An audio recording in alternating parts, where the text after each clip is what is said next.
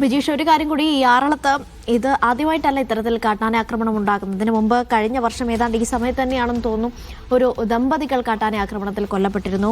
അത്തരത്തിൽ കാട്ടാന ആക്രമണം തുടർന്ന് ഇപ്പം ബിജീഷ് സൂചിപ്പിച്ചതുപോലെ തന്നെ കഴിഞ്ഞ ദിവസങ്ങളിലും അവിടെ കാട്ടാനയുടെ സാന്നിധ്യം ഉണ്ടായിരുന്നുവെന്ന് പ്രദേശവാസികൾ തന്നെ സ്ഥിരീകരിക്കുന്നു. അപ്പം ഇവിടെ സംഭവിച്ചത് വനം വകുപ്പ് വിളിച്ചപ്പോൾ സഹായത്തിനെത്തിയില്ല എന്നാണോ? അങ്ങനെയാണ് പ്രദേശവാസികളുടെ പ്രതികരണത്തിൽ നിന്നൊക്കെ മനസ്സിലാക്കാൻ സാധിക്കുന്നത്.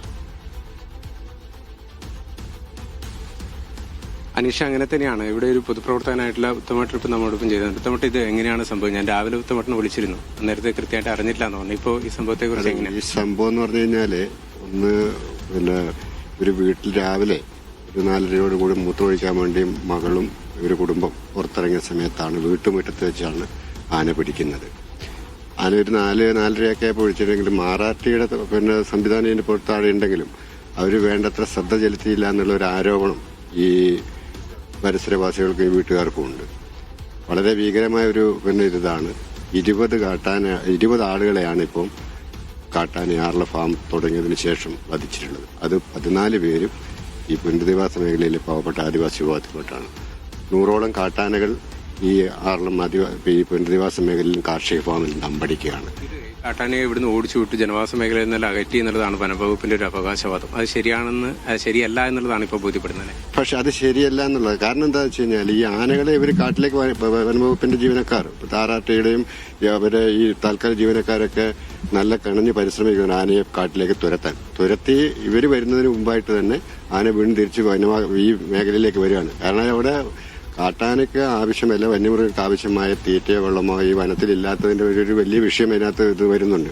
ഇപ്പൊ ആനമതിൽ പൂർത്തീകരിക്കുമെന്ന് പറഞ്ഞെങ്കിലും ആനമതിൽ ഇതുവരെ പൂർത്തീകരിക്കാതെ ഇതിപ്പോ ഈ അനിഷ്ട വീടൊക്കെ എന്ന് പറഞ്ഞ വനത്തിനോട് ചേർന്ന് കിടക്കുന്ന സംവിധാനം കുറെ കൂടി ശ്രദ്ധ ആറാട്ടിയുടെ ഭാഗത്തുനിന്ന് വനം വകുപ്പ് ജീവനക്കാരുടെ ഭാഗത്തുനിന്ന് ഉണ്ടാവണമെന്നാണ് പറയാനുള്ളത്. താഴത്തെ വീട്ടുകാരെ ഞങ്ങൾ കണ്ടിരുന്നു വരുന്ന ഘട്ടത്തിൽ. അവർ പറഞ്ഞത് ആ ഭാഗത്തുനിന്ന് ആറാട്ടിന്റെ ടീം വനം വകുപ്പ് അധികൃതരെ ഇങ്ങോട്ട് ആനയെ കയറ്റി വിടുകയായിരുന്നു. മുകളിൽ വന്ന് ആനയുടെ ശബ്ദം കേട്ട് അവർ പറഞ്ഞിട്ടും അവരാരും ഇങ്ങോട്ട് തിരിച്ചു വന്നിട്ടാന്ന് പറഞ്ഞു. അതാണ് ഞാൻ പറഞ്ഞത്. അതായത് ആനേനെ ഇപ്പം ആർലോ കാർഷിക ഫാമിൽ ഉൾപ്പെടെ തെളിച്ച് അതിനെ തുരത്തി ഈ വനത്തിലേക്ക് കൊണ്ടുവരുന്ന ഈ ഭാഗത്തൂടെയാണ് കടത്തിവിടുന്നത്. അപ്പൊ ഒരു ശ്രദ്ധ അവരുടെ ഭാഗത്ത് ഉണ്ടായിരുന്നില്ല എന്ന് ഇപ്പൊ ഇവരുടെ ആരോപണം തന്നെ അതാണ്.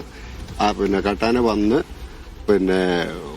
ഇത് വന്ന് ഈ ഒച്ചയും ബഹളവും ഒക്കെ കേട്ടിട്ട് മാറാട്ടി തൊട്ട് താഴെ റോട്ടിലുണ്ടായിട്ട് പോലും വന്ന് ശ്രദ്ധിച്ചിട്ടില്ല എന്നുള്ളൊരു ആരോപണം നാട്ടുകാരുടെ ഭാഗത്തുനിന്ന്. 3:30 സംഭവം നടന്നു. അത് കഴിഞ്ഞിട്ട് ഏകദേശം 1 മണിക്കൂറിന്റെ അടുത്ത് കഴിഞ്ഞു. 4:45 ഇവിടുന്ന് കൊണ്ടുപോകാനെന്നും പറയും. അതെ, തീർച്ചയായിട്ടും വീടിനകത്ത് ഇതൊരു സംഭവം എന്ന് വെച്ചാൽ ഒരു കുടുംബത്തിന് മുമ്പിൽ വെച്ചാണ് കുടുംബനാഥനെ ഇതിങ്ങനെ അവരും ഒരു വലിയ മാനസികാവസ്ഥയിലേക്ക് പോവുകയാണ്. എത്രയും പെട്ടെന്ന് ഇതിനൊരു ശാശ്വതമായ പരിഹാരം കാണണമെങ്കിൽ നമ്മളൊക്കെ പറയുന്നത് പൊതുപ്രവർത്തകർ നമ്മൾ പറയുന്നത് ഇവിടെ ഇപ്പൊ ആനേനെ ഓടിച്ചതുകൊണ്ടൊന്നും ഇതില്ല, ആനമതിൽ തീർത്തുകൊണ്ടും കാര്യമില്ല.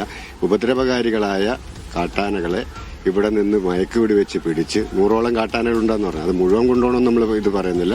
ഉപദ്രവകാരികളായ കാട്ടാനകളെ ഇവിടുന്ന് മയക്കുപിടി വെച്ച് പിടിച്ച് ഒന്നെങ്കിൽ കോടനാടേക്കോ അല്ലെങ്കിൽ മുത്തങ്ങയിലേക്കോ ആന സങ്കേതങ്ങളുണ്ടല്ലോ അതിലേക്ക് കൊണ്ടുവിടുകയല്ല ഇതിന് യാത്ര.